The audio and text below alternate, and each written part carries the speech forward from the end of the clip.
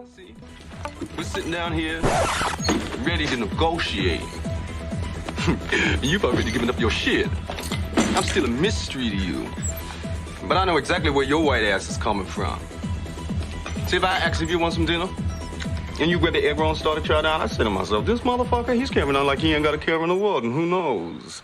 Maybe he don't. Now for something completely different. I'm pathetic. Dude.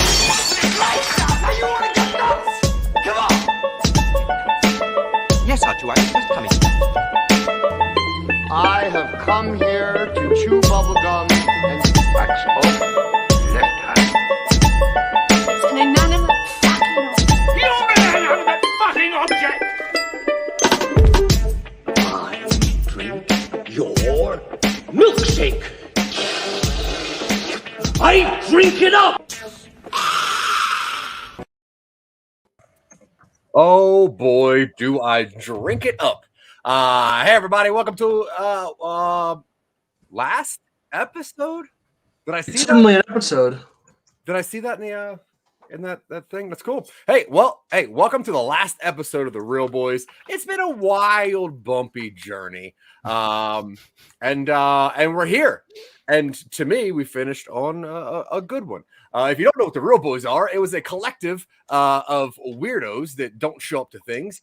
We gave them all a challenge, which was give us your 5 favorite movies, make sure they're pieces of shit, and then don't talk to us ever again. They accepted with flying colors. So we were talking about some movies. I dipped out for a little bit. Things happened. This is going to be an interesting little retrospective for anybody who finds this in 3 years and goes through it. In the wasteland, they come across a hard drive full of weird podcasts people found, and they're like, "Huh, something happened to these guys." Don't worry about it. We'll talk about it. We'll talk about it. And I will say, although not a functional arc, there is a 3-arc structure to The Real Boys.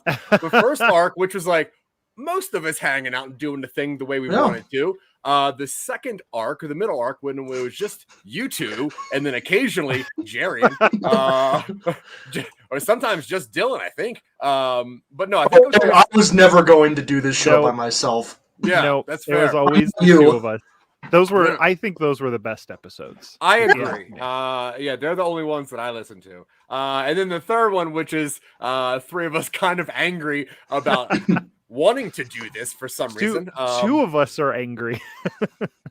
Yeah, I guess I'm not very angry about it. I'm not angry. That's fair. No, Dylan's the one who's not angry. I think you're the one who's the most angry about it. I'm not. I'm fake angry because I like making fun of people, especially Canadians who will not be named. Thems who Justin Trudeau. Theys who will not be named. His velvety hair. That's true. Yeah, and also Ryan Reynolds. But anyway, what we did was we started reviewing a whole bunch of movies, some of which were bad, others real bad, and some are fine. A couple were very good. But this is episode 68 of The Real Boys. Now, this isn't the last one, just so you guys know. And if you're in the comments, if you're watching this anywhere, let us know how many more we should not do, because the answer is probably 1. But anyway, we're going to do one more episode, and that is just a retrospective, really just figuring out what happened. Were we supposed to get in line for this ride? Were we supposed to keep our hands and feet inside at all times? But here we are. We're at the end. So whatever. Either way, 68 episodes, including this one. Now, this one is my favorite movie. We're talking about a movie. It'd be like angry at Mike's. Oh yeah, that's true. Yeah, Mike's hair does suck at all times. I actually do. I've done comb overs, and it's kind of funny. Yeah, I do have enough hair to comb over. I know. I like that you combed your neck hair around to make it look like a beard, and that's impressive. It's very well done, and that's my chest hair and my back hair. That's cool. Yeah. So at a certain point, it just all becomes the same thing. Yeah, and obviously, I've gone bald a long time ago, which is why I've resorted to wearing a hat. And Dylan, once he hits puberty, he's gonna have some hair. Oh, my hair's gonna disappear. It's coming. True. Yeah. Oh. Until then. All right. So this episode is my favorite movie, and it is True Romance, 1993 American romantic crime film directed by Tony Scott, written by Quentin Tarantino. It features an ensemble cast led by Christian Slater, Patricia Arquette, Dennis Hopper, Val Kilmer, Gary Oldman, Brad Pitt, Christopher Walken, and all in supporting and amazing roles. Slater and Arquette portray newlyweds on the run from the Mafia after stealing a shipment of drugs. Now, I know the easy thing to say about this is that this is just a shoot 'em up boy fantasy. And I'm going to disagree on all those parts, but I'll let you guys at least try to serve me an argument on why this is not an amazing film. But before we get into like a breakdown of what the film is, have you guys seen this movie before this specific project? No. This was my first time seeing it. Oh, okay, cool. I have seen the Barry episode, and you can see from my little nameplate here. Mm-hmm. In the first episode of the HBO series Barry, which everybody should see, a character does Gary Oldman's monologue as his kind of like acting thing. Yeah. And I didn't realize that it was exactly from this, and so I'm like, where have I heard him talking about sushi egg rolls before? And then it's this really stupid scene from a show that I really like. So that was an interesting little like okay. Barry is connection amazing for me. and this scene, the scene you're talking about is wild because it is done by one of the best actors of our time. And the thing that I think took me a long time to realize why I like this movie so much is because this movie is a culmination of sad people. And it's so many sad people. When you think about the hierarchy of everyone in this movie, from film producers and movie makers, all the way down to just kind of like schlubs on a couch, everyone is sad and depressed. No matter how much money they had, no matter what's going on, they're just depressed. It's even set in one of, I think, if a city could be depressed, Detroit would be depressed. 90s Detroit and 90s LA. Seriously, it's like pre-RoboCop sad. Now, this movie, to me, now granted, and I really hope they don't fall into the feel better category where I loved the movie so much when I was younger, and then watching it back now. But I think that's exactly what happened. I don't think so. Now, granted, I don't love it as much as I did, and I think it's because I know a lot about this movie and what this movie was supposed to be and what it is, and I still love this movie, and I think that this movie has probably the best scene of any movie I think ever, really. And it's a vocal scene, and the scene is so good. I think there's so much weight and weirdness to that scene that no other movies can't hold that scene. Like there is not a movie that is able to contain a scene that is so big like that. And that's the Christopher Walken Dennis Hopper scene, which I think is two amazing actors just in a really impressive just thespian battle. But anyway, so now this movie. Okay, now let's hop into it. Now we start off with Clarence Worley. That's our buddy, and he's an Elvis lover, and he's like super into comic books. Obviously, he's a comic book store clerk, and he's a film buff. Very similar to me, especially in the 90s. But anyway, now he loves Sonny Chiba movies, and he's watching a triple feature at Detroit movie theater for his birthday, and that's where he meets Alabama Whitman, who is an attractive young woman, lady of the night. Can we talk about the opening scene of this movie before we get to this? Sucks. This set the scene for this movie, and this is like the biggest 90s. It's a product of its time bullshit. Mm-hmm. And it's a scene where just Christian Slater's just talking about, first of all, I hate people who like are stuck on Elvis. Like, fucking get a life. But then this guy's like, oh no, I'm totally not gay. Totally not gay at all. I wouldn't, but if I had to fuck a guy to save my life, it would be Elvis. And it's like, fuck you. And I think that set the tone for this movie because I fucking hated this first scene. And as soon as this movie kicks off, I'm already having a bad time. So everything, like all the casual racism, all the casual homophobia that stacked up on top of this just made it worse and worse and worse. But when you start off your movie like this, I'm already going, fuck this movie. If this would have been a pick, I wouldn't have been surprised. But since this was a Zack Wiseman, like, it made it that much worse.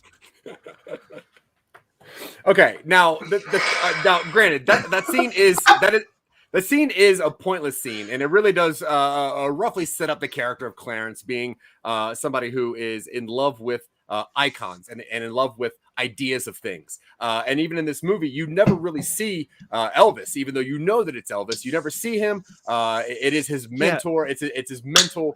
Now, look, keep in mind that this is someone who is not. He's not a hero. You know what I mean? Like he's not a good guy. He's actually very problematic. And but like Malcolm McDowell in Clockwork Orange, this movie is making this guy out to be the coolest guy in the movie. Incorrect. This movie is he's not the coolest guy. He thinks he's cool as shit. Like, he wears those glasses like he thinks he's not cool. This movie's not like worshiping Clarence. What this movie is showing is what a kind of a stupid person would do when they actually find love, when they get pushed out of their lane, out of the depression, out of the work every single day, out of the meeting stupid people that don't want to have the same stupid conversations. So now this movie, he's not a hero. Now, he doesn't do good things. And in all honesty, in the original script of this movie, he's supposed to die at the end. Now, there's no hero that dies at the end of their movie, and that's how you know he's not supposed to be a hero. He's not. If he would have died at the end of this movie, 3 extra stars. But the ending of this movie plummeted it down to like... Now, that's Tony Scott's changing of a couple things. Yeah. And unfortunately, you know, like, so a lot of what goes on with this movie is the fact that Quentin Tarantino kind of popped into the scene with Reservoir Dogs, and everyone loved the dialogue and everyone loved the idea and the backwards kind of telling of how that went out. Now, he had 3 other scripts lined up. He had Pulp Fiction, he had True Romance, and he had Natural Born Killers. And he was shopping those around. He wanted to make Pulp Fiction, but he wanted to sell the other ones. Now, he sold the one to Tony Scott. Tony Scott, like, they said, hey, you can have your choice of one of the 2. Tony Scott took True Romance, which is good because Oliver Stone took Natural Born Killers, and he really ruined, well, that movie wasn't really designed to be good anyway, but he made that into sucks ass. That movie is a very it's weird. It's very bad. It's very bad, and it's very weird. Now, that's a movie where, like, it goes through, like, there's a part where it's animation, it goes black and white. You get weird.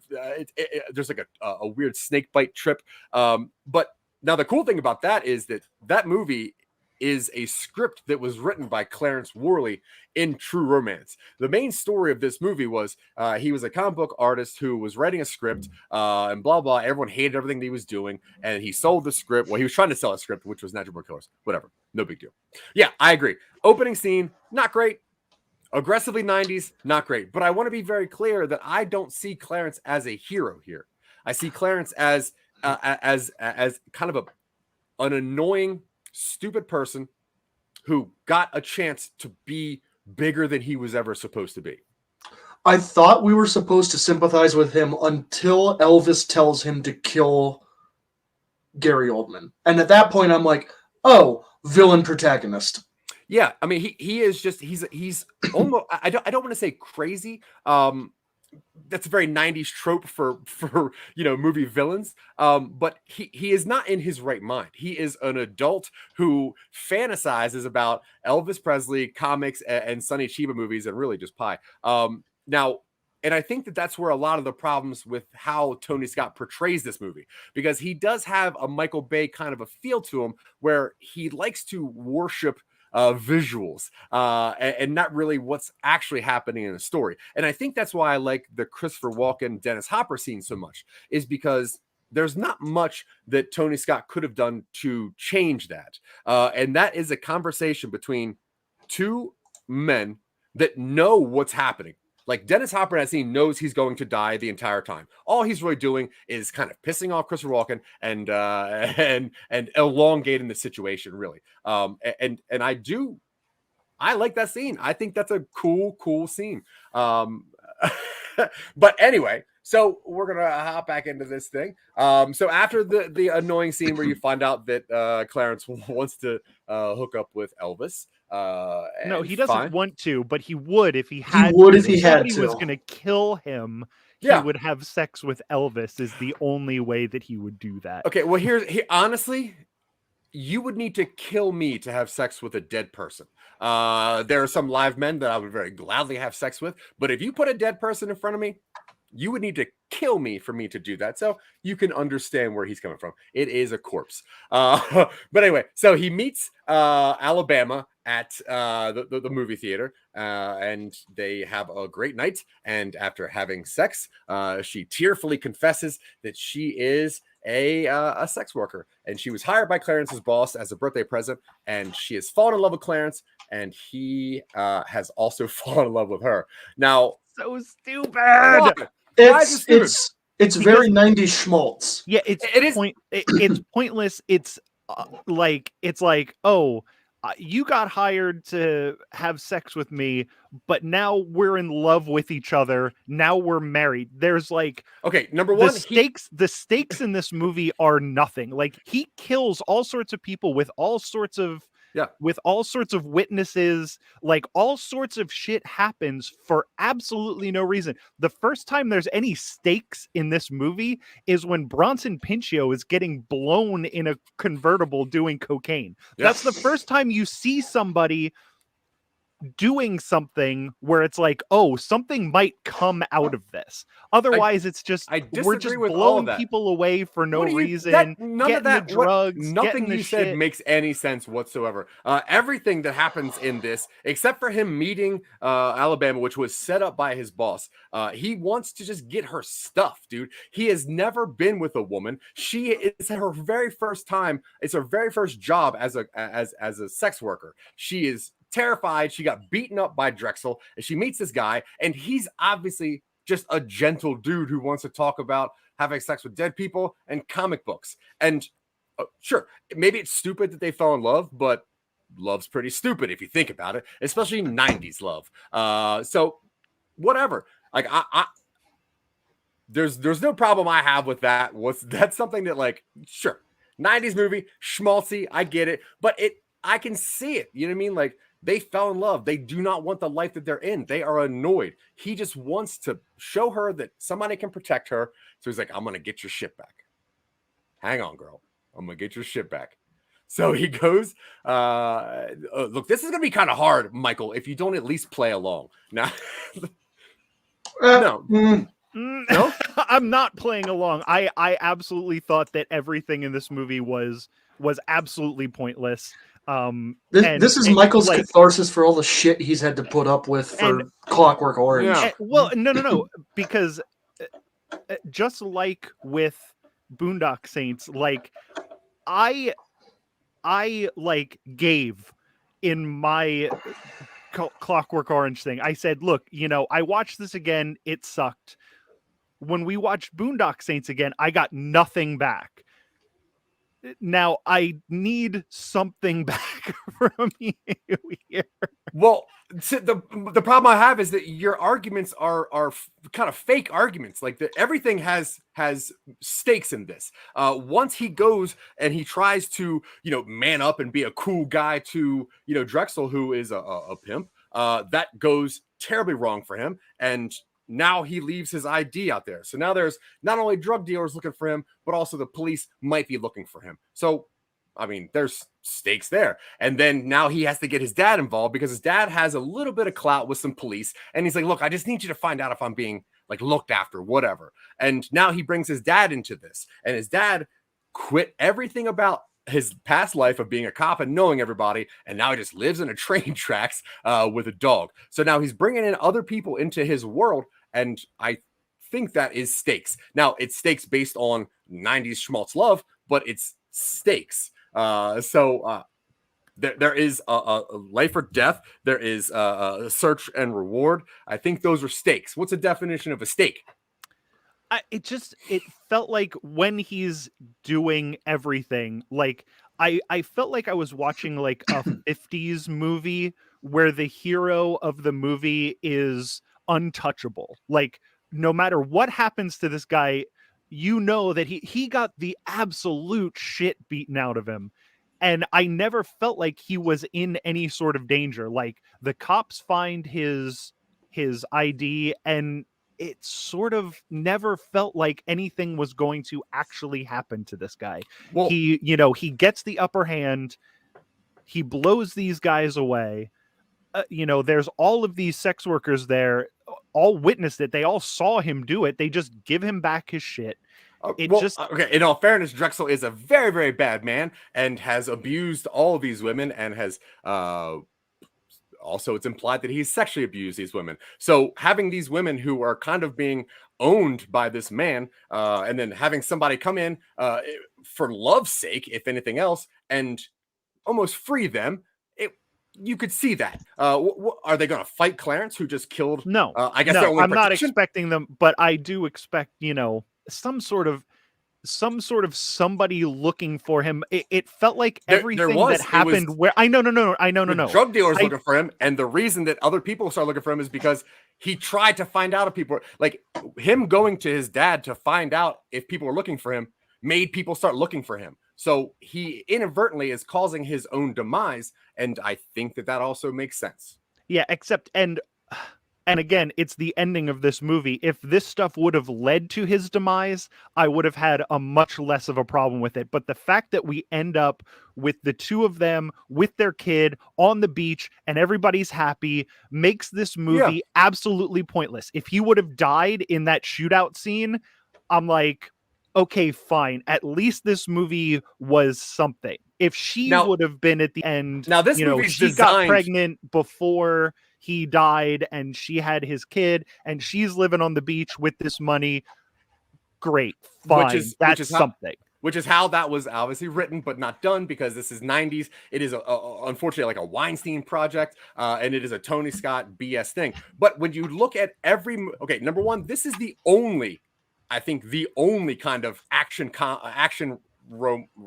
romaction. I don't even know. There's not even a name for it. The romantic action movie. There's none of those. Yeah, romantic. It's a romantic crime thriller. Right, but there's none of those. So there are. Name one. Mr. and Mrs. Smith. That's no.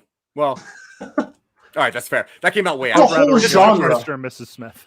No, there's a genre, but this kind of started that genre, because up until then, it was like, hey, the guy shooting things and the girls, whatever. I think that this is a movie where it shows that Patricia Arquette is a very, very strong, very capable woman who holds her own. She gets the shit kicked out of her. He gets the shit kicked out of him. Everything that they know, everybody that they know pretty much is in trouble. His dad dies. I think that those are all stakes. Now, granted, it does have that romantic thing to it. Now, if this is a romance movie, what other romance movie where two people fall in love, so a bunch of shit happens and they get together at the end? That's every romance movie ever. So it would make sense that that's how they would try to tie this up. Granted, it'd be a better movie if Clarence died, which was once again how it was written, but I can't talk about that. I'm only talking about the movie.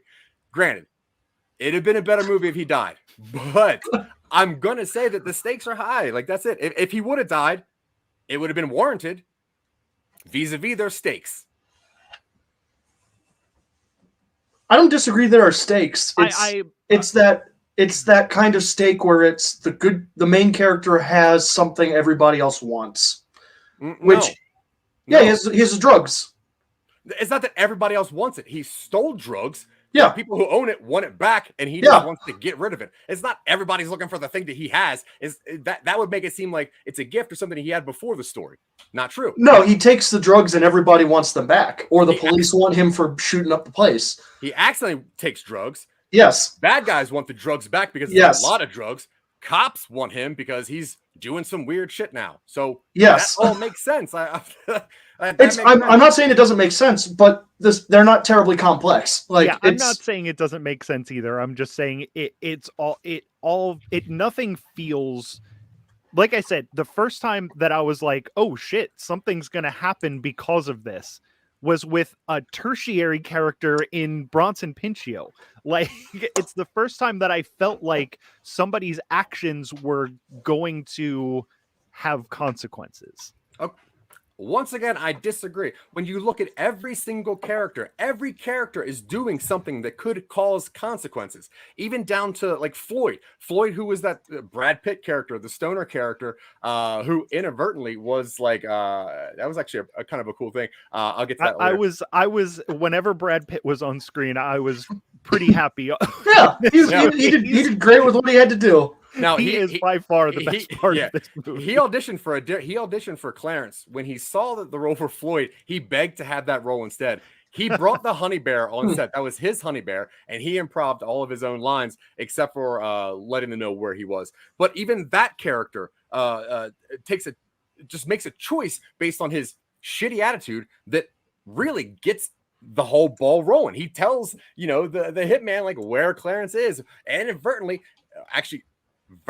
I guess, getting Alabama the shit kicked out of her by a meatball sweat guy.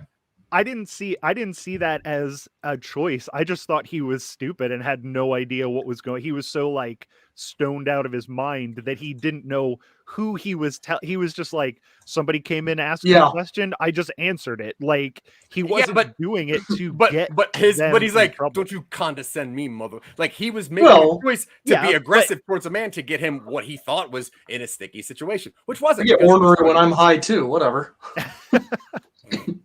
That is true. You do get pretty ornery. Okay. I'm trying to find a place to hop back into it because obviously we're not going to talk about movies. We're going to talk about actual characters. Dennis Hopper makes a choice that ends his life. That is a stake that he makes. He does it because he's been a shit father. He knows that. And he's like, you know what? The only thing that I really can do left for my son is to give him some time to try to get away and have a badass scene with Christopher Walken, which I will stand up for. There's nothing wrong with that scene. When it comes to writing and just a one-on-one scene in a movie, you cannot get cooler than this scene. You cannot get more intense, I don't think. Why? I just it's fine. I just don't like. Look, the amount of time that the N-word, and I get it. I get what he was doing.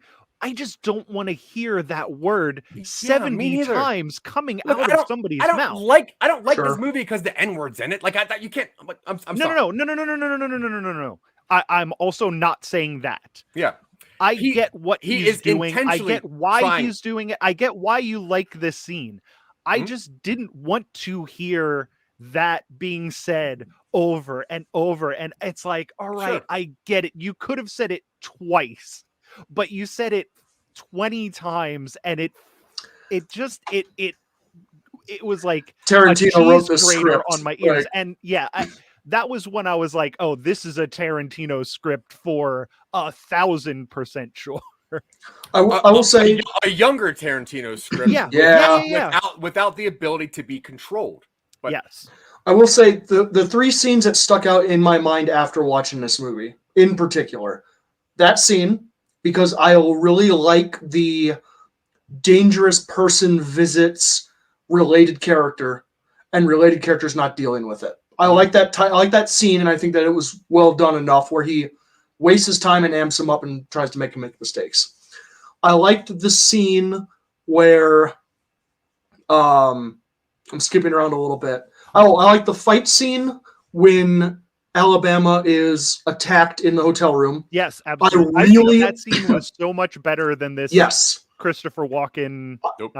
I liked it more than that because I think it shows how resourceful she is, how determined she is, and I really like a scene where a character who is, at first, initially it seems, overwhelmed, eventually through clever application of the environment, gets through a fight scene against someone who's better than her. Great, cool. And then I also liked the shootout scene the standoff scene at the end when the criminals arrive and they realize the cops are already in a standoff. That sort of moment where everything converges and everybody involved realizes, oh, everybody, we fucked up. And then things go badly. I think it was one of the better applications of Tarantino's tendency to have character moment, explosive, bloody violence, moment of quiet. and then you get back to it. Those are the three scenes that really stuck out to me in that. And I think of those three, I think the interrogation scene between Dennis Hopper and Christopher Walken was kind of the lower end of it out of all three of those. And I think that's probably just personal taste. Sure. Yeah. So now, I don't know. Yeah. This is a 30-year-old movie. You know what I mean? Like when you look at these scenes, Patricia Arquette fighting and beating the shit out of Tony Soprano, that was stunning. It was awesome. It was awesome. It was especially awesome in the 90s when you never really saw like a woman really doing anything, especially in 90s movies. But it was such a cool scene to show her use like even misogynistic tendencies of that assassin against him when she started crying and she knew what she was doing. That's a Black Widow move way before that. Resourcefulness, I completely agree. And it was a visceral fight scene. Like him throwing her through like the doors of the shower and in the bathroom, like that is just a kinetic scene all around. Doesn't she use the back of the toilet to like smash his head in? Yeah, stuff like that is great. It has the kind of action like I was talking about in the Boondock Saints episode. There's two kinds of action. There's realistic action violence, and then there's like over the top action violence. And this like when it's mixed up, that doesn't work. But in this movie, it is all over the top action. So when the action is happening, you're like, you know, these people would have been dead 10 minutes ago, but they're still fighting. And it's like, that's fine because that's the action in this movie. And the action in this movie is awesome. Yeah. There is a movie that I like here. And if Quentin Tarantino directed it and directed it in the way that he wrote it, I think I would have been 100% in on this movie. But sure. But the changes and the way that it turned out, there's something about Quentin Tarantino that he's one of those guys that has to take control of his own projects, or else there's something off in them that always turns me off. Sure, because most people don't understand how to successfully complete a good scene. They need it to be too big. It's like with Oliver Stone, it's like, I got to make sure this part's in animation to show you the juxtaposition of this, and I got to show you that this weird trip and blah. And it's like, you don't need to do that if you understand how to functionally work a scene. And Quentin knows how to work scenes. And I think that, those three scenes that you mentioned, Dylan, are great. I'll also put in there that the Drexel scene, although weird, sure, viscerally just disgusting, watching a man who is so sad that he's really trying to like embody a whole different person and then tries to show how like menacing he is over and over again while just giving himself a reason to lose. I think all that is very cool. I think he's very good in this movie. He plays the absolute best shitbag characters. Like, and it always seems like whenever they talk to Gary Oldman, like it seems like he's a very cool guy. Yeah. So the fact that he plays these shitheads so well is amazing. And he did an amazing job with that horrible shitbag of a character that he had. What an absolute piece of shit character. So well portrayed by Sirius Black. So I think that was the first time Gary Oldman like entered my world, is when I saw this movie. And when I found out that he was British, I'm like, oh, he's a real actor. That's cool. Like, oh, he's not an actual pimp. But yeah, I think that scene is impressive because to me that shows the lengths that Clarence will go to accidentally just to kind of figure out what he's trying to get done. And I going from that to having him call his dad to bring his dad into the scene, and then having his dad realize like, oh my God, I gotta die because my son's such a jerk. That's fine. And I think that scene is so cool. I think that scene could have been in a movie. Now, granted, it was a movie a while ago, but if it wasn't, that scene could have worked almost the same today with a little bit of dialogue change. I agree. Yeah. But that scene is cool and it's important. And I think that it really just displays a character arc of a person and the motivation of another person just with dialogue. It's a great walk. And the thing is, I haven't killed anyone since 1984. It feels good. Yeah, Listening to this, I was like, this is what Zack built his Walken impression on. Like, this absolutely. is what he draws from when he does his Walken voice. Yeah. Yeah. So you got cantaloupe. I would say this is the reason that I started doing a Walken impression for that scene. The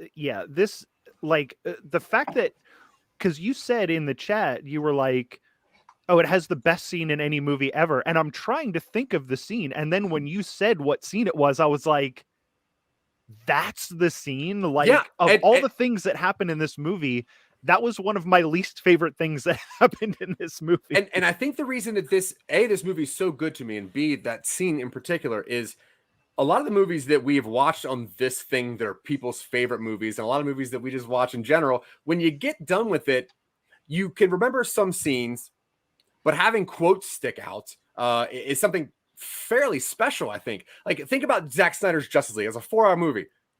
No quotes. No quotes. And when we go through a lot of movies that we've watched on this thing, like, no real quotes.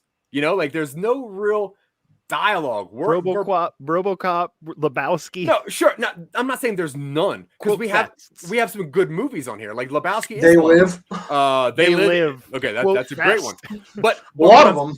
But what I'm saying is that those movies stick as people's favorites or great movies because they are so quotable. Because you remember so many vivid scenes, and it's not just like, oh, I like E.T., but you're like, okay, except for like the weird astronaut person and scary white E.T. I don't remember a lot of that movie. I just remember sucks ass. E.T. I haven't seen E.T. in over 2 decades. Yeah, and it's not worth it. But what I'm saying is, like, those movies are people's favorites because the scenes, they stick to you. They are reasons for conversation. They are dialogues that you actually stay in the log. When you get done this movie, you're like, I have 3 or 4 favorite scenes. That's pretty dope in a movie that's an hour and a half. When you watch like a movie like Boondock Saints, you know, it's like, what's your favorite scene? Even if you love that movie, there's probably 2, maybe, I don't know, 1. I mean, this movie was 2 hours long. Well, it didn't feel like it to me. It felt every second of it. Okay, and that's fair. And that's fair. And look. I don't want you to get defensive because I'm defensive. I can see why. Just by nature, I'm always why defensive. You feel defensive. Fine, I'm not defensive. Don't ever say that again. I could see this movie being like somebody's favorite, and if I would have watched this in the 90s, fucking, I would have been 100% into this. Watching this for the first time 2 weeks ago, sure, it does not feel the same. It's very similar to what you said, Zach, about Inside Llewyn Davis being Dylan's favorite movie in 2012. I could see this being Zach's favorite movie in 1993. Mm-hmm. Yeah. Now, I could see you very much appreciating it. This movie, if anyone stops me and they're like, what's your favorite movie? Now, of the 5 that I gave this group, most likely one of those 5 will almost always be said. This is the one that I will almost always say. Now, and I was having a hard time with this episode because I knew that I was going to hit the feel better where it's like, I love this movie because of who I was when I watched it. But yeah, that's true. I mean, I did the same thing with my number 1. Yeah. Same here. I gave that thing a 10 because I have I can't be objective about that movie. So I totally get where you're coming from. Right. Now, the difference I see between me and Phil is that when he watched Boondock Saints back this year, he should have realized that this movie's not that great. When I watched True Romance back, I thought, okay, it's a little dated, but it's still a very good movie. It's a very, very good movie. I think that it is very unique, and I think that it holds attention. I think the problem is that a lot of people just focus on the violence of it, and they see it as like that angsty white boy kind of anger. And I can understand that. I wish that you would open your brain a little bit to understand that what's happening is that it's a flawed person that is doing what they can do to find love for the very first time. It is a flawed person trying to get out of the circumstances that they're in, and they just fall into some weird shit. And I think that the storytelling technique of this, although Tony Scott didn't do a great job, as well as, Tarantino would have done, I think that the storytelling of how this thing goes is a roller coaster in itself. And I think that's pretty interesting because once Dennis Hopper dies, you get almost a whole different movie where it hops over to Dick Ritchie. Rich Dickey, whatever, I forget what his name is. And that is Michael Rappaport's character, and he's trying hard to be in TJ Hooker. No, I like that. Yeah. I hate that the first time we meet Michael Rappaport, he's taking a shit. Like, that fucking sucks. What an intro to the character, though. It's effective. I mean, this guy's constantly working. He's trying so hard to get a job that he's focused even when he's pooping. You have to admire that. It's still Michael Rappaport, though. I still don't want to look at it. In all I fairness, think he's awful. He is awful, but it makes this character work because of how bad he is. Because he's like, TJ Hooker, he's a bad actor playing kind of a bad actor, which makes him good in that, and I can dig that. And you're right. Then it leads to Bronson Pinchot, which is such a weird part for him to play, but he is someone who thinks that he's a bigger piece of shit than he actually is. I actually really liked his. I really liked everything that he did in this movie. And again, it was probably because it was the first time. Like, I get what you're saying about the stakes, and maybe it's saying no stakes is incorrect on my part. Very incorrect. Okay, that's fine. That's fine. But when, like, everything that happens to him, I actually feel something for his character. Like, I feel like he's actually in trouble. He's actually very good in this when he's acting, like, because you can tell that he is putting on this front, and you can tell that he's scared, but like putting on a brave face until the shit really hits the fan. And then he does a great job, and that's a really good character. Yeah, like even the elevator scene where the elevator scene is amazing. He's trying hard to be like a cool guy, and he's trying to break Bronson, and Pinchot breaks, and he doesn't even realize it. I wish someone would just get me out of here. Like, everything. It's great. That's great. But so they need to get rid of these drugs, so they hook up with Dick Ritchie, who just knows a producer who might know somebody, and then because Pinchot got busted for cocaine, which is a really cool scene anyway, where she's like, fuck you, I'm not saying. I liked it. Yeah. The scene was very good. And like I said, it was the first time I felt like, somebody's actions are like causing them problems. Because up until now, it felt like the stuff that was going on was like, oh, it's just happening, and there it goes. So now Pinchot, he suggests this movie producer. What's his name? Len Wiseman. Something like that. Yeah, I forget his name. It's Len Wiseman or something. It doesn't really matter. Len Kabazinski. I've seen this actor in things. He's in some stuff. He's a pretty good actor. And in this movie, I think that he's supposed to be like an Oliver Stone type, person, because he has directed a movie called Sending You Home in a Body Bag, or something along the lines of a very epic war movie. And he has a bunch of money, and he's probably the only person that anyone knows that would want a good amount of cocaine. And I love when they get to the producer, who really just dismisses Bronson Pinchot, doesn't really listen to him, which shows you that even like nobody is happy with what they're doing. They're all trying to get a step up. Bronson is trying to get closer to the producer. The producer's trying to get more drugs and doing his thing because he needs another hit, because people are complaining about, oh, remember that movie you did? Yeah, he remembers that movie. So it's just interesting how everything leads to this. And then we also get the weird roller coaster scene where they, are trying to do the deal about Dr. Zhivago. Kind of weird, but whatever. It's a weird scene, but I dig it. It's weird. Yeah, I dig it. Now that was supposed to be written in a zoo. For some reason, the whole thing was supposed to take place in a zoo, and it wasn't a set piece that was important. It was how he talks to Bronson. Because they couldn't get the rights to be in a zoo during this, they rented out this amusement park, which is weird because Michael Rappaport actually is deathly scared of roller coasters. So when he found out on that day that they changed it, he's scared in real life, but whatever. That rules. Yeah, that's great. Yeah. I just added a half star just for actually scaring Michael Rappaport. Now Alabama, yeah, that's when we get the whole scene where Alabama, she's in the hotel room alone. She is interrogated by one of the henchmen, who's Virgil, played by James Gandolfini, who viciously beats her, and Alabama fights back. Miraculously manages to kill him, and she and Clarence talk of moving to Cancun with the money from the drug deal. Love all that. Great scene. It's great. Another great scene. Thank you. So knowing that Elliot's cocaine was uncut and that Elliot's confession in order to avoid prison, LA Detective Nicholson, Tom Sizemore, who is one of the sweatiest and grossest men ever, and Dimes, who's played by Chris By Penn. definition. Yeah. With the name of Tom Sizemore, yeah, you're going to be big and sweaty. Yeah, what a gross fella. Now, they conclude that the Sizemore drug deal is about to go down, promising him that he can avoid prison in return for cooperation. Two detectives have Elliot wear a wire for a deal, and Concotti's men learn where the deal's going down from Dick's drugged-out roommate, Floyd. Brad Pitt. Great character. And the thing about all these characters I like so much is that you watch a movie like New Year's Eve, which we did a couple weeks ago. Oh, God. Now there's I can't believe you made me remember.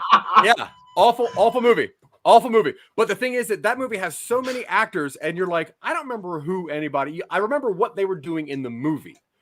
This movie has more characters, and every single one of those characters, you know what their purpose is. You know what their actual characters are. You see them as actual people that are fleshed out. They have a before this movie and they have an after this movie, which is the thing that a lot of movies get wrong. Most of them don't have an after this movie. Yeah, that's fair. That's fair. But yeah, I love the character development of each of these characters, even somebody so small as Floyd, where you're like, I understand your purpose. It's a cool character. So because of what Floyd did, and they go to converge on Lee Donowitz's hotel. As a fan of his film work, Clarence makes a good impression on Lee because Clarence loves movies, especially his lead movies. Then they are ambushed by both the cops and the gangsters, who coincidentally breaks in almost at the same time. In the middle of a Mexican standoff, Lee realizes that Elliot is an informant and berates him, which I think is so great because in the middle of the gunfight between everybody, that's when the producer finds out that you're never going to work in this town again. And he sounds so indignant about it. Yeah, so crazy. So another cool little thing in there. Now Dick abandons the drugs and he flees. Clarence is shot in the eye when he exits the bathroom, devastating Alabama. While Dimes kills one of Donowitz's men, Alabama, thinking that Clarence is dead, shoots and kills Dimes, ending the battle. Lee, Elliot, the police, gangsters, bodyguards, everybody's killed. Clarence, however, survives, partially blinded. He and Alabama escape as more police swarm the hotel. They're shown as a happy family on a beach in Cancun with a son they've named Elvis. And once again, I agree. Them leaving that hotel room just with the cops walking past them, and he just has the sunglasses on and the blood is trickling down. Like, look, nobody's leaving that apartment building. There's a gunfight on the penthouse. They're not going to hold everyone inside the hotel. Yes, they will. They won't. The gunfight. Yes, they will. People go up there. No. Nobody's leaving that building. Nobody's leaving that. This is pre 9/11. Keep that in mind. Doesn't matter. It's LA. It's LA in the 90s. Listen, you're rich white people. You can do what you want. Get out of this hotel. Go to their hotel. This is bad. Nah, I disagree. No, he should have died in that hotel room. If it would have been her by herself, maybe she could have left. She could have done the hysterics the two of them routine. Leaving together I get with it. The He blood should have dripping died. down, absolutely 100% not. No. Can you go to note number 2? Yes, he should have died. I get it. He didn't die. He got out of the hotel. That makes sense. There's a gunfight. And everyone involved is dead up there. All the police that are not involved in this case, they just know they're getting to a gunfight. They are not leaving that apartment building. Everyone in the lobby can leave. There is a gunfight in there. Nope. So you're telling me that if there's a gunfight in a movie theater, they're going to keep everyone inside the fucking movie theater? Until they talk to everybody. Yes, 100%. Get everyone out of the theater, find out where the gunners are, and figure shit out. I'm going to need you to give a little bit here. This is a bad scene. Nope. That scene works. It's it's a scene of convenience for the writers, so they didn't have to write a scene where they get out of the police. How do they get out of the building? They walk past the police. They could have done anything else. No, they could have left. They could have showed them on. They could have shown them on the beach next. But No, the fact no. that they walked past the police You mean to tell with me the blood dripping down off you of would his be face, more happy if they just I would be cut much from more that happy if to they a didn't scene walk on a past beach? 30 fucking cops. No. It would remove this No. thorn in Nope. the logic of the film. It's poor. It's bad logic. All of you would be so angry if they went from a gunfight to just being happy on a beach. You're like, well, how did they get out of any of that? No, You absolutely fuck- not. I hate, No, I hate because- all of you. If this was the last episode, I would have goddamn quit. You guys are incorrect here. No, because what it does is it makes me go, how do they get past those cops? As opposed They to, walk out. oh, they got to the beach. Exactly. You're outnumbered here. 90s LA, Are doesn't you matter. If you're drunk? covered in blood, they're going to hold you. I would have rather them just been gone Nope, than nope. watched them hobble out of that place dripping blood. This is pre 9/11. This It is doesn't pre. This is matter. almost Zach? pre There's a Project King. shootout. They are going to keep all of the people there No, until they They're talk going to to them. go to where the They're fight is and absolutely stop the fight. Did you ever see Die Hard? Nobody left that place without talking to the cops. Have you seen LA in the 90s? Nobody's getting out of a shootout building in LA in the 90s without the police stopping them. This is This is bad 93. logic. This is after the Rodney King riots. Yeah, that's this is the LAPD is going to hold everybody. No. Yep. No. Not if you use that word that many times. The cops let you go. You know They didn't hear that. They Well, didn't hear it. They can just read it on them. Plus, it was his dad. It was his dad who said it. Yeah. Now that is the end of this movie. Yes, he should have died. He didn't in the movie, but you have a movie that is full of characters that are well fleshed out in at least 5 amazing scenes. The dialogue is perfect. The stylization is perfect. The color palette of this is quirky and perfect. I like everything about it. There's a couple of nitpicks, sure. Then you want to talk about legacy, though, right? Because I think that's the coolest thing ever is how does a movie stand on its own? Legacy of Night of the Living Dead, huge legacy. 30 stupid movies after this. Even Zack Snyder did a couple of them, but big legacy. That is how people remember that. The legacy of Llewyn Davis. The Coen brothers and Oscar Isaac. Oscar Isaac is sexy. It's got a great legacy. That's all I'm saying. This movie, I think. Now, Brad Pitt's character in True Romance, Floyd, was the entire inspiration for the movie Pineapple Express. Judd Apatow, when he saw that character, he wanted to write a movie about that character alone. So Pineapple Express is literally based on a character from this movie that was thought up from Brad Pitt's mind, which I love because that character is very cool. Now, Robbers, a song by the English rock band from the 1975. Robbers is a song by the English. The 1975. The 1975 from Yeah. their 2013 debut album was inspired by this film. So if you know them, vocalist Matthew Healy explained, They're fine. I got really obsessed with the character behind Patricia Arquette's character in True Romance when I was 18. That craving for the bad boy in a film was so sexy. So that band exists because of this movie. Oldman's villain also garnered acclaim. They wrote, with just a few minutes of screen time, Gary Oldman crafts one of cinema's most memorable villains, the brutal dreadlocked pimp Drexel Spivey, even a movie jam of memorable cameos from scene luminaries, yada, yada, yada. But you remember Gary Oldman as this is one, you think of Gary Oldman's whole span of career. This movie will stand out in your brain now. You're like, Sirius Black? Oh, yeah, and also that weird Drexel guy. This movie has, I think, a good legacy. This movie hit me at the right time, and I can understand more simple minds not getting it. But it's fun. It's fun. Okay. Where's your fedora? Yeah. So okay. Anyway, that is my favorite movie. Granted, it is flawed. There are problems in it. It should be rewritten. It should be reshot by better people with a better thing in mind. But I don't think any of us can say where's that. the Brett Ratner reboot of this movie? Oh my god. the rat. You want the Rat Pack back? Brett Ratner. Yeah. But the thing is, I think that we can all say that about our favorite movies. Is that yeah, they could have done something better now. but they didn't. They could have done things better. They can do things better, but they didn't. This movie is my favorite movie. So I guess you can hit me with whatever you got, and then we'll do some reels and talk about the future. This movie, this whole project, sort of. Don't you dare! Don't compare this movie to this project. We have an episode to talk about this project coming up, so this keep project, that in mind. No. Well, this relates directly to this movie. This project has made me realize that the 1990s was the absolute worst time. It was like just full of casual racism and homophobia, and I grew up in the 90s. Not 99. Shut up, Zach. No. Shut up. I'm talking. I grew up in the 1990s, and I was like fine with that stuff back then.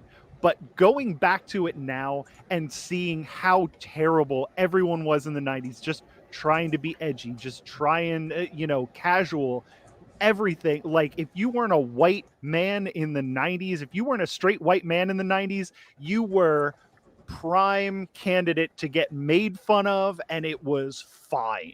Yeah. And that sucks. And it was the worst in the 90s because it was just sort of coming out to light, and people didn't realize that sucked. This movie has so much of that. Quentin Tarantino has a lot of that. There's a movie in here that I liked. Mm-hmm.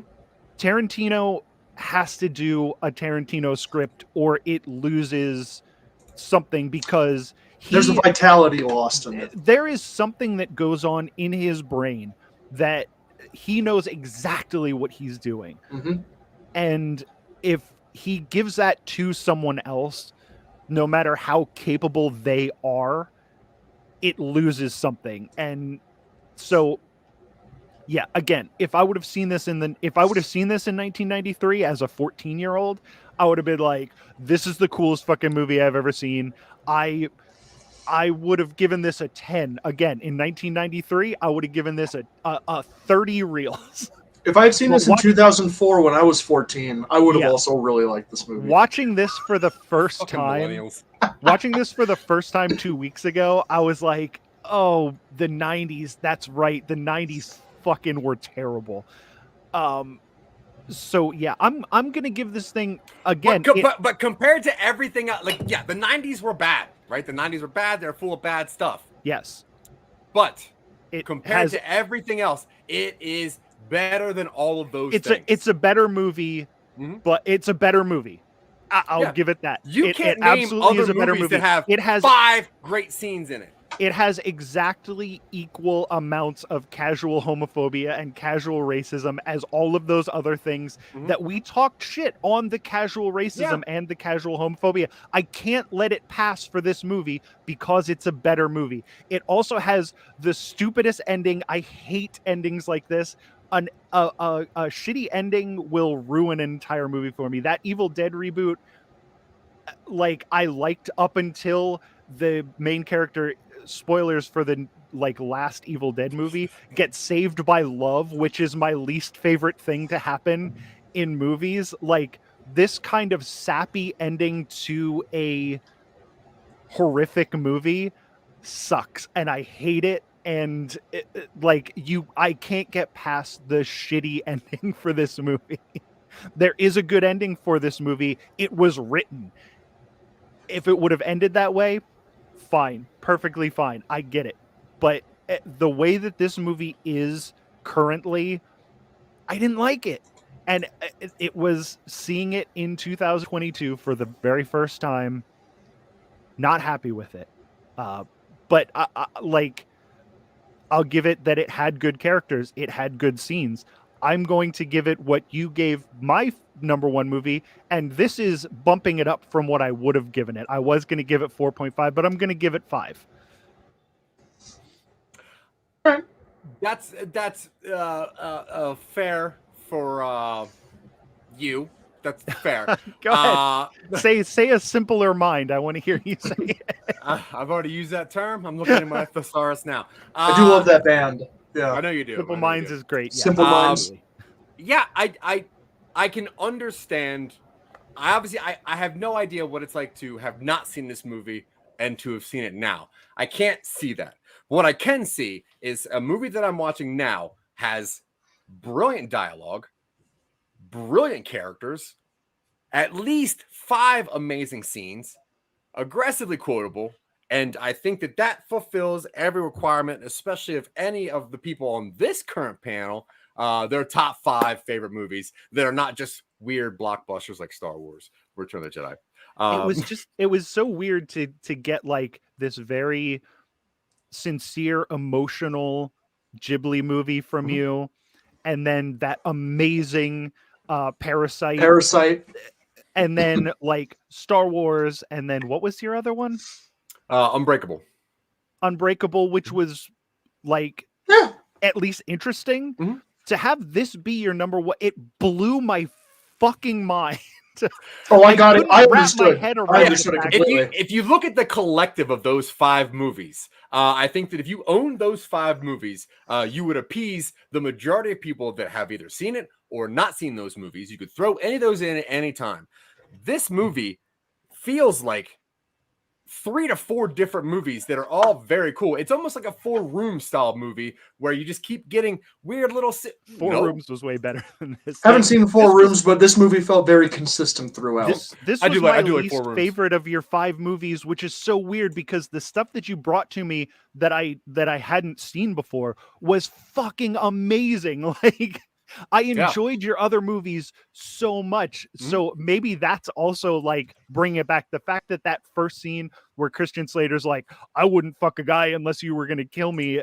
And then to hear all this like racism and homophobia. And this is from your number 1 favorite movie. Also, I think tainted this movie towards not liking it as much. Yeah, sure. And that's fair. To me, I have spent 30 years thinking about this movie, rewatching certain scenes, trying to figure out the point, knowing that Tarantino is such a dramatic writer and that what he puts in his movies are there for reasons. I like to understand the motivations and everything. I'm a fan of sad people trying to understand their point in life. And that's my collective of those 5 movies. It is, what does a sad person do when they have an opportunity of possibly standing outside of their normal life? I saw this as 2 sad, annoying, kind of stupid people, and they just want love, and that's it. And they fell into such a weird adventure. And if Dylan, I think, can understand from my storytelling, I'm a fan of sad people that get a chance to be cool in their own eyes. And I think Parasite is that. It's a bunch of sad people that are just trying to be cool to themselves. Spirited Away is a sad little girl who gets a chance to be a cool person. New Hope, it's a sad little boy who is sick of sand, who just wants to be a pilot somewhere. And Unbreakable is just a sad man who doesn't even realize that he's never been sick because he's so sad. And then he gets the chance to be a superhero. And he's still kind of sad because like, shit, now I got to do some stuff. And all of those, I would put, and again, I met you like 2 years ago. I've known you for like 2 years, so I don't know your whole thing. I'm a sad boy. Oh, and I got that from your movies. Yeah. This one, it just didn't hit the mark, and just the fact that from what I know of you, you are like sensitive and you are compassionate. Whoa. And you play a character on here and it's fine and whatever. I do the same thing, but like to have this be your number 1 movie was so weird to me. Yeah. And I'm speechless at how much different this movie is than those other movies. Yeah. That were so thoughtful. And like when you were saying about a sad person, like figuring out who they are and trying to be cool and trying to help you, like Unbreakable does so much of a better job at that storytelling. And yeah, just it's more of an indictment on you than the movie. Yeah, and that's fair. I have read this script. I have studied this film. I have based character types on characters that are brought up here. I think that this movie, granted, has some stupid homophobia and some stupid racism, it also showed me, I think, the first setting of an indie movie that has a powerful female that is making choices on her own, that is somebody who is so out of their element and trying to just be cool to their new wife. Yeah. And I think the problem is that I did see this movie when it first came out, and who Zack Wiseman was, knowing that I was a comic book nerd that wanted to write a movie so bad and didn't have a girlfriend for, 2 more years after I've seen this movie. So all of this fits in. The difference that I think between this and Boondock Saints is that movie is a glorification of just violence and stupidity. I think that what's in this movie fits this movie. It fits the narrative that is being told by these people, and I don't think that it's pointless. I don't think that it glorifies it. If anything, it's like, look, all this sucks. Everything sucks. Life sucks. Just do what you got to do to get out. It definitely doesn't glorify the violence. The violence has real weight in this movie. Like those fight scenes, even though they are over the top, they're so visceral. Yeah. And the violence is not I will say that I glorified at all. I wish that Tarantino would have done this movie outside of the fight scenes, because he does have a weird fascination with glorified it's hyper stylized. It's very stylized. It removes a lot of the reality from it. Right. And I think that would have done a disservice to this movie unless it would have brought into the fact that this is how Clarence sees the world. I think I think it also, if Tarantino did it and it ended the way he wrote it, that violence, it also would have been okay for that a little bit over the top violence, because then it does in the end have serious consequences for your two main characters. Yeah. I can see this movie being thought at as violent. I see this movie as just a whole bunch of sad people in a sad city, and they just are so tired of being sad and stupid. And that's why I will give this 10 out of 10 reels. This is my favorite movie, aggressively flawed. But yes, but so are you. I am Zack Wiseman because of probably this film, unfortunately. Whatever. But that's what I'm doing. Dylan Terry, give me some reels. I love you. This made sense to me. This is 7. I didn't see this when I was young. I saw this after I've watched a lot of movies. It did a lot of things I liked.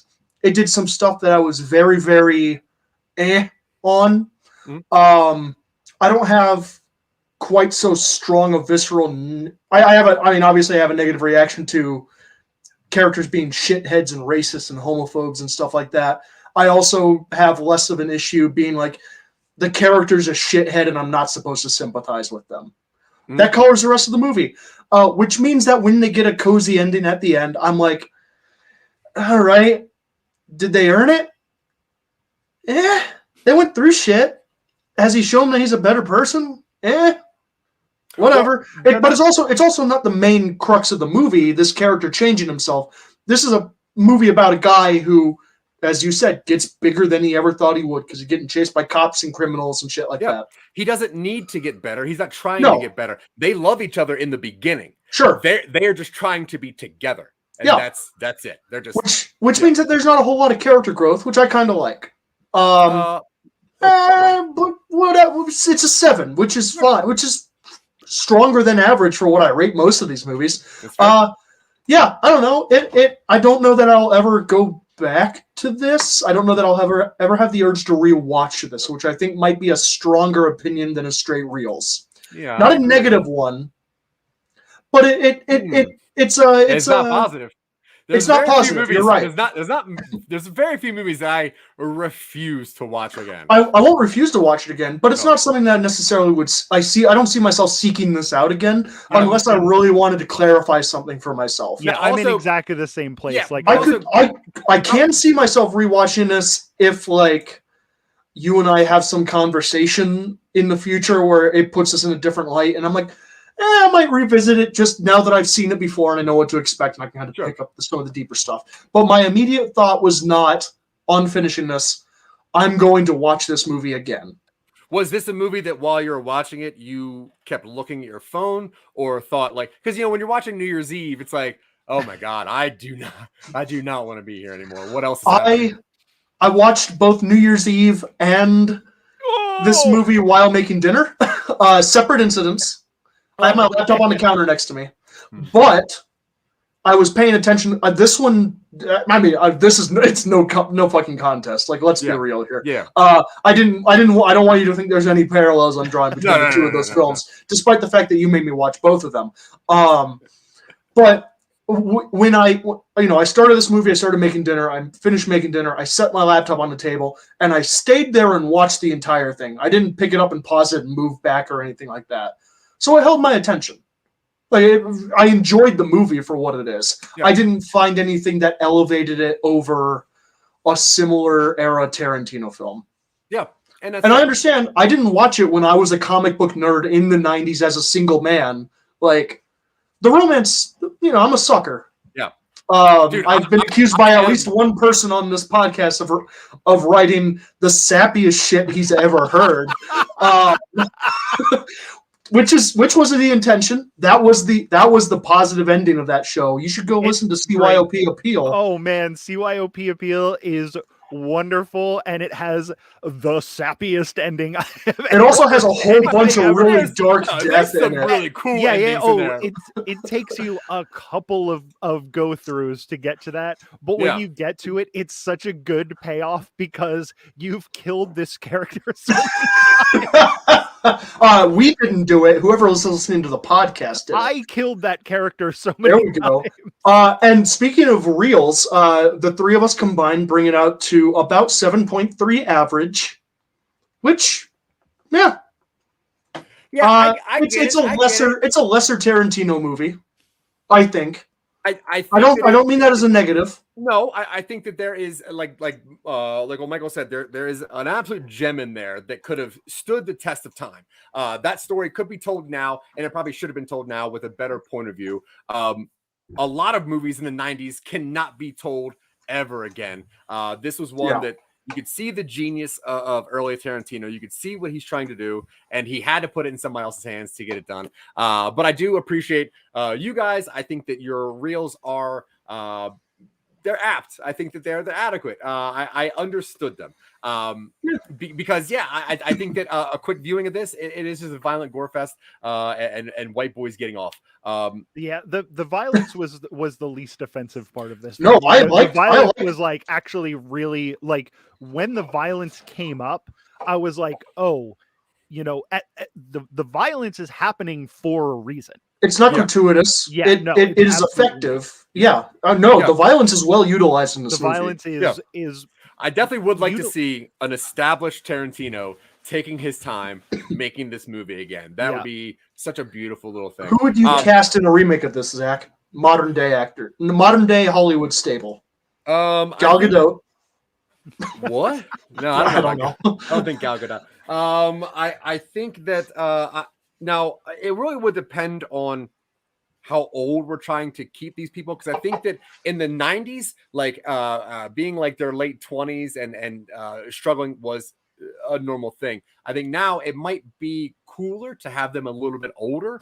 I think that would make their struggle a little bit more apt for how low level it is and stakeless. So I would like to see who is the actor who was the huntress in this Birds of Prey? Mary Elizabeth Winstead. Yeah, I like to see her. Okay. Yeah, I like to see her as the Patricia Arquette, because I think that she is very cute, but probably doesn't know it and can play that role very easily. Brad Pitt stays the same. He is the exact same character. I think that works aggressively well. I was thinking Charlize Theron for some reason. That's also not that's not bad too. She plays Hagrid well, and I that's what I think you need. I think you need someone that can look like they've been kicked to shit. I thought you said Hagrid, and I'm like, oh, we watch different movies. Yeah, she's gorgeous, and then she can like get roughed up. And she can get monstered. Yeah. Now the Clarence part, I think that we would probably cast different people, because I think that we see this as a different person. He needs to be someone who is not cool, not good looking, and someone who, when you see them, you're like, why are you trying to be cool? Jamie Kennedy. Bruce Campbell. Jamie Kennedy. I don't know. Jamie Kennedy should never be in anything ever. Except Scream. He really should not even be in people's mouths anymore. But I was going to say, I like that actor Barry Keoghan, because I think that he plays kind of like, although kind of a newer actor, I like his style of just kind of like really like aloof and I don't know what I'm doing here. He's very, you know, he doesn't have a whole lot of investment. Yeah, I like that. He's always aloof. Yeah, I like someone that has very boring, monotone conversations about the things they like, and then it's like, oh, you're trying to be cool, and then boof, that happens. So I would like to see a newer version of this, but that's it. Okay, so that was The Real Boys. That was episode 68 of The Real Boys. What a weird thing. And Dylan has a very special announcement that he would like to make at the end of my very special announcement, which is I'll be the first one to be leaving The Real Boys officially at the end of season 1. I will no longer be partaking in this experiment. We will be finding new experiments to delve into. If you want to hear us talk about movies or TV shows, we have other stuff to do. We have things like No Time to Binge, and I would suggest you checking that out because that is under aggressive revamping, and we have a very cool idea for what's going on in the future. We have a great cast for that, and I think that we have a really good concept. So if you like hearing us talk about movies, but you wish that we talked about things that were funnier or better, go check out No Time to Binge, because that is a better cast of people, and we talk funnier things. So you can go check that out. And like my friends here were talking about earlier, please go listen to Create Your Own Podventure. That is a very cool concept that Dylan and I put together. You choose the path that you want to take. You listen to episode 1 and you make these cool goggles, and these goggles are like, I'll tell you everything you need. And you're like, shit, I got bit by a snake. And it's like, it just shows you grass. And it's like, I don't know. Should I it eat doesn't, this it grass? doesn't tell you what you need to do. Yeah, with the doesn't grass. tell you why you need it. Right. And then you do the wrong thing with it, and you suffer and die in the middle of a field. Yeah. And Dylan wrote, we wrote a whole bunch of crazy endings. I think you get attacked by a bear at one point. The one, I think my favorite one is when we're just drifting through time in an accidental episode. I don't know if people found that one. That is my absolute favorite. That's the Easter egg episode. Yeah, because there's an episode in there that you cannot get to. Like, no path leads you to that episode. Don't, spoilers. What? It's not a spoiler. It's a show it is. a year ago. It's been out. Yeah, it's been out for a while. We're working on season 2. And as a matter of fact, I was talking to somebody today who was like listening to it at the time. I was talking to some guy on LinkedIn, and he's like, "Oh, this Create Your Own Podventure. This is a pretty cool thing." And I'm like, "Yeah, I know. Go check out more stuff that Dylan writes, like Silicon Angels, like the podcast show. We have a lot of our stuff. I mean, we really do a whole bunch of weird stuff. We have a heavily scripted thing coming out in progress right now. We'll talk about more about that on other projects. Yeah, I'm excited about that. And if you want to just create weird stuff with us whenever you want to, on Tuesdays we go on Twitch and we go live on YouTube, and we just create cool stories with cool people like you. But yeah, that's all Some Nobodies. Open up something, type in Some Nobodies. That's me and Dylan. Sometimes you'll find Michael Colby peeking through our windows. He's through the windows. He's always perusing our Craigslist. I get in there as often as I can. I'll snake my way into Some Nobody stuff as much as I possibly can. Sniffing around all the audio that we can put out there. But I'm always smelling Zack Wiseman's shirts. But we do appreciate anyone and everyone who listens and pays attention to us, because we are some weirdos that just like people listening to us. We like to talk and we love attention, and you give it to us. So thank you very much for that. Please find us and let us know how you think. And if you like True Romance or you don't like True Romance, throw in the comments. Let me know, because I'll probably hate you if you don't. And Michael Colby needs a friend. So if you don't like it, you probably find a friend with him. Michael Colby's going to tell you where you can find him. And after that, we're done, folks. There we go. Are we doing a retrospective? We got one more stupid episode where we're just going to make fun of all the episodes that we've done. Let Michael talk about what he's doing, and we'll explain what the Real Boys are going to do to end afterwards. Yeah. Also, Michael can probably explain that too, because he is a real boy in essence. Okay. So you can find me on Generation Clash, which is a movie or a music podcast that I do with my kid. You can find me on I Love This Terrible Game, which is a video game podcast where we talk about video games.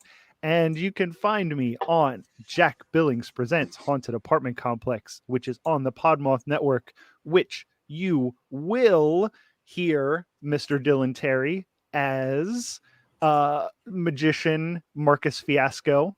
And you will soon be hearing Mr. Zack Wiseman as the ghost of Adam Lynch, the Reading, Ohio butt stabber. Yeah. Now that my voice is back, I have to re-record all my lines. The first one's like, not good. Which would probably be cool, but probably be hard to do again. So yeah, check out. And Zeno Knox, who has been talking shit constantly through the episode, is also on I Love This Terrible Game with us. This Friday, we have a show dedicated to only Dark Souls. So if you're into Dark Souls... Hell yeah! Hell yeah! Check that out. And yeah, so next Monday, what we're going to be doing is we are going to be talking about this project as a whole, because despite the fact that we sort of are making a big joke out of it, we are actually going to stop doing this. Yes. This was not our show to begin with. Nope. We got recruited to this show and then got completely ghosted. And it's hilarious, but also infuriating. The most ghosted I've ever been in my actual life as a single man, which is bizarre. So I honestly did not know you can leave a podcast on red before. We will be talking about the ghosting. We'll also be talking about our highlights and lowlights of the show. What we should have been harder on, what we should have been less hard on. Yeah. And I'll tell you, and there's going to be a cool little segment at the end. And if you're watching us right now, listen to this. I need you to know that I'm going to be currently reviewing all of the shows that the ex-Real Boys flash reviewing it. 5 Real Boys. 4 Real Boys, I think. Yeah, Chris, his show's good, and he doesn't really do shows anymore. 4 Real Boys. I'm going to be reviewing all the garbage they talked about. So if you want to hear how the Real Boys think about the ex-Real Boys, tune into this last one. It's going to be crazy. I'll be talking about Dad's Anime Stash, which is the only one that I can stomach. Oh, anime shenanigans? No longer anime shenanigans. Oh, what's it called? Dad's Stash? It's Anime Stash? Dad's Anime Stash. Yeah, all right. He's got anime left in his... There's lots of you gotta save some of that anime for later. Get that Anna flavor out of there. I will be talking exclusively about the Real Boys because everybody who's not on the show is dead to me. Yeah, true. I've also, it's okay, they're dead. It is really weird. One of the Real Boys. I don't have my sense. No, I'm still semi-connected to like 1 or 2 of them. I forget half their names. One of them died because I was so mean to their podcast, to their second favorite movie. Yeah, but must have had years worth of podcasts scheduled because they're just coming out. They're all terrible, but they're still coming out. Oh yeah, like what? I can't talk about it. I'm out. I'm done. Oh, well, then why'd you set that up?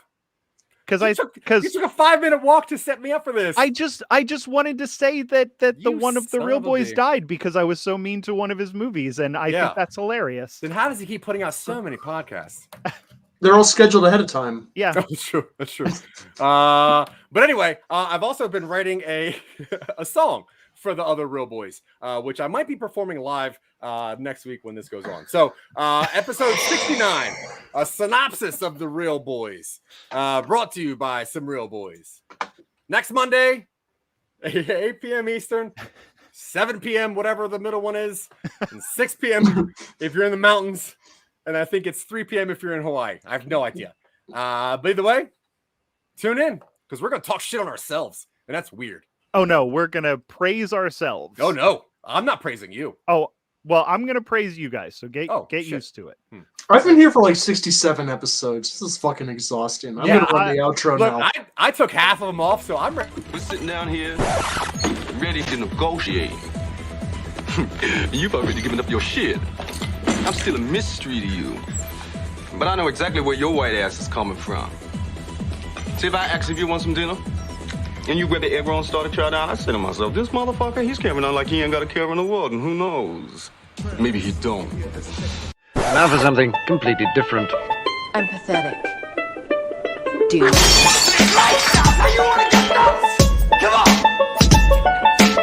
Yes, I do. I have come here to chew bubblegum and wax off left hand. It's an inanimate fucking I drink your milkshake. I drink it up. You must have thought it was White Boy Day. Huh? It ain't White Boy Day, is it? Oh, man, it ain't White Boy Day.